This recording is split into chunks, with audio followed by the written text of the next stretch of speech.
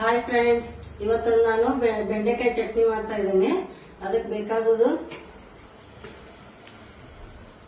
ಬೆಂಡೆಕಾಯಿ, ಹುಣಸೆಹಣ್ಣು, ಹೆಚ್ಚಿಟ್ಕೊಂಡಿರೋ ಈರುಳ್ಳಿ, ಕೊತ್ತಂಬರಿ, ಕರಿಬೇವು, ಹಸಿಮೆಣಸಿನಕಾಯಿ ನಿಮ್ ಖಾರಕ್ಕೆ ತಕ್ಕಂಗೆ, ಒಂದು 2 ಚಿಕ್ಕ ಸ್ಪೂನ್ಲೆ 2 ಸ್ಪೂನ್ ಕಡಲೆಬೇಳೆ, 2 ಸ್ಪೂನ್ ಉದ್ದಿನಬೇಳೆ, ಸ್ವಲ್ಪ ಅರ್ಧ ಬಟ್ಲು ಶೇಂಗಾ, ಬೆಲ್ಲ,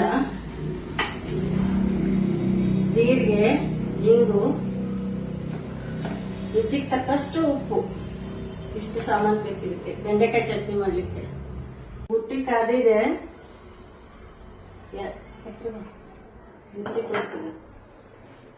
ಈಗ ಬುಟ್ಟಿ ಕಾದಿದೆ. ಬುಟ್ಟಿಯಲ್ಲಿ 2-3 ಸ್ಪೂನ್ ಎಣ್ಣೆ ಹಾಕಿದ್ದೀನಿ. ಮೊದ್ಲಿಗೆ ಉದ್ದಿನ ಬೇಳೆ ಕರ್ಕೋಬೇಕು.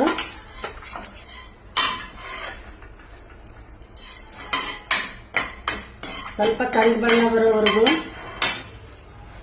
ಆಮೇಲೆ ಕಡಲೆಬೇಳೆ,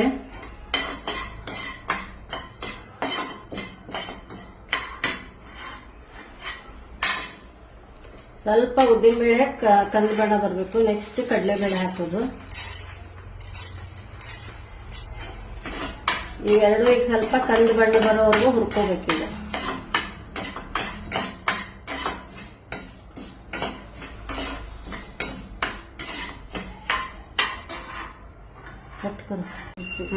ಈ ಉದ್ದಿನಬೇಳೆ ಕಡಲೆಬೇಳೆ ಕೆಂಪಾಗಿದೆ.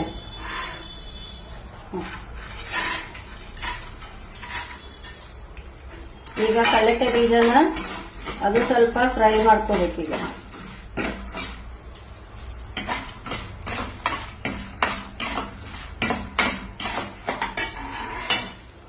ಈಗ ಇದಕ್ಕೆ ಒಂದು ಸಣ್ಣ ಸ್ಪೂನ್ ಹಿಂಗ್ ಜೀರಿಗೆ ಹಾಕೋತಾ ಇದ್ದೀನಿ.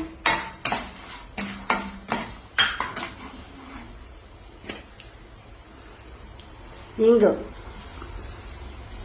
ಅರ್ಧ ಸ್ಪೂನ್ ಹಿಂಗು. ಬೆಳ್ಳುಳ್ಳಿ ಹಾಕೊಳ್ಳೋರು ಬೆಳ್ಳುಳ್ಳಿ ಹಾಕೋಬಹುದು, ನಾನು ಹಿಂಗ್ ಹಾಕ್ತಾ ಇದ್ದೀನಿ.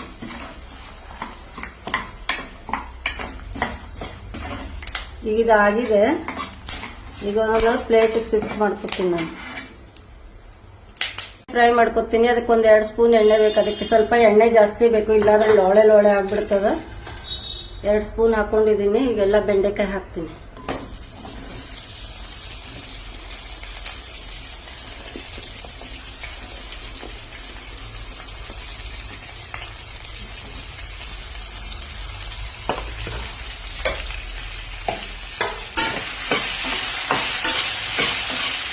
ಇದನ್ನ ಬೆಂಡೆಕಾಯಿನ ಚೆನ್ನಾಗಿ ಫ್ರೈ ಮಾಡಬೇಕೀಗ, ಲೋಳೆ ಎಲ್ಲ ಹೋಗೋವರೆಗೂ.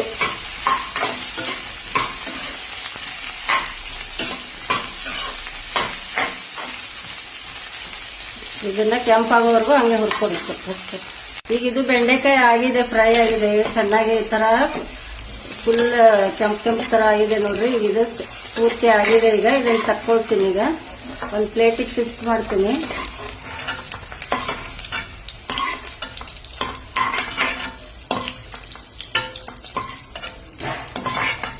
ಈಗ ಇದನ್ನ ಬೆಂಡೆಕಾಯಿನ ಪ್ಲೇಟ್ಗೆ ಶಿಫ್ಟ್ ಮಾಡ್ಕೊಂಡಿದ್ದೀನಿ.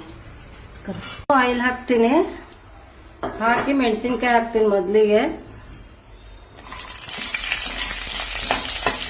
ಮೆಣಸಿನ್ಕಾಯಿ ಸ್ವಲ್ಪ ಬಾಡಿಸ್ಕೋಬೇಕು ಈ ತರ. ಈಗ ಈರುಳ್ಳಿ ಹಾಕ್ತೀನಿ.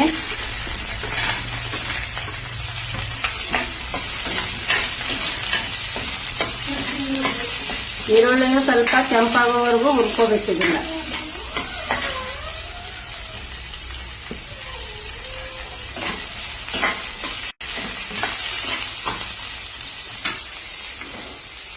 ಇದು ಕೆಂಪಾಗೋವರೆಗೂ ಸ್ವಲ್ಪ ಹುರಿಬೇಕು.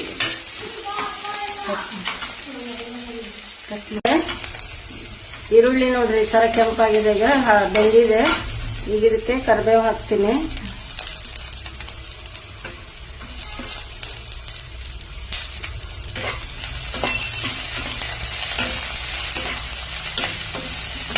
ಹುಣಸೆಹಣ್ಣು ಇದರಲ್ಲಿ ಹಾಕೊಂಡ್ಬಿಡ್ಬೇಕು.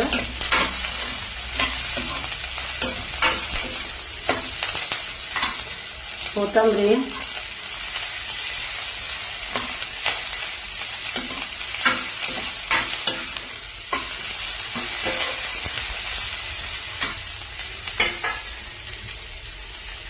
ರುಚಿಗೆ ತಕ್ಕಷ್ಟು ಉಪ್ಪು,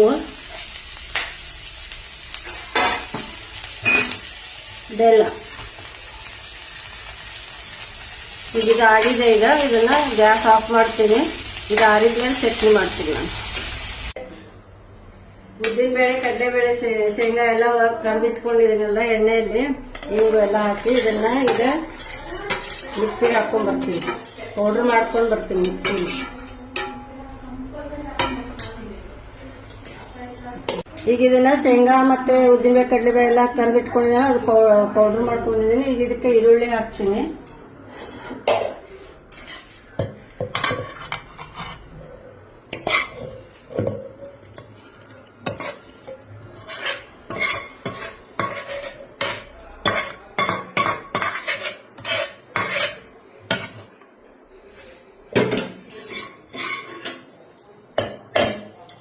ಈಗ ಇದನ್ನು ಒಂದ್ಸರಿ ಮಿಕ್ಸಿಗೆ ಹಾಕಿ ಆಮೇಲೆ ಬೆಂಡೆಕಾಯಿ ಹಾಕ್ತೀನಿ. ಈಗ ಕಡಲೆಬೇಳೆ ಮತ್ತು ಉದ್ದಿನಬೇಳೆ, ಶೇಂಗಾ ಎಲ್ಲ ಅದ್ರ ಜೋಡನೆ ಈಗ ಈರುಳ್ಳಿನೂ ತರಿಯಾಗಿ ರುಬ್ಕೊಂಡಿದ್ದೀನಿ. ಈಗ ಲಾಸ್ಟಿಗೆ ಬೆಂಡೆಕಾಯಿ ಹಾಕೋತೀನಿ. ಈಗ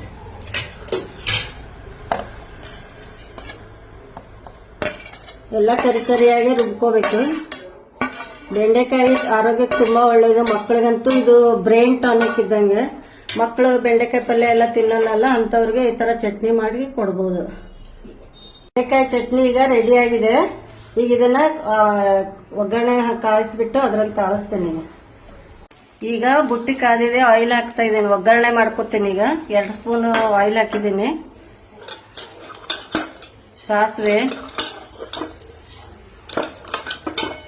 ಸಾಸಿವೆ ಚಟಪಟ ಅಂದ್ಮೇಲೆ ಜೀರಿಗೆ ಹಾಕ್ತೀನಿ.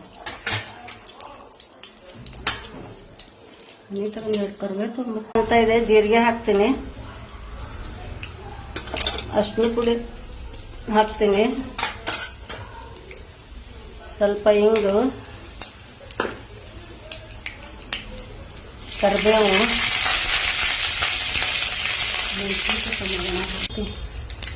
ಹಿಂಗು ಅವಾಗ ಹಾಕಿದ್ದೀನಿ. ಈಗ ಸ್ವಲ್ಪ ಹಾಕೊಂಡಿದ್ದೀನಿ.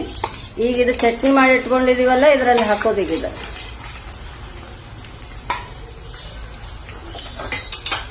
ಇದನ್ನ ಸ್ವಲ್ಪ ತಾಳಿಸ್ಕೋಬೇಕು.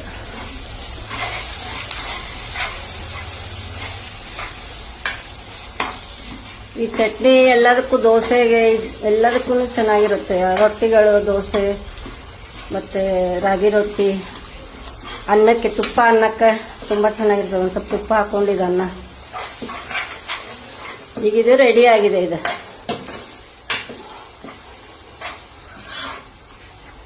ರೆಡಿ ಆಗಿದೆ.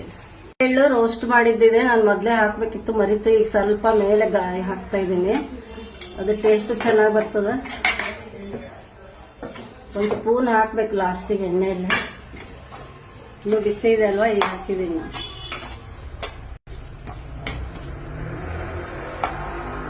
ಈಗ ಇದು ರೆಡಿ ಆಗಿದೆ ಚಟ್ನಿ.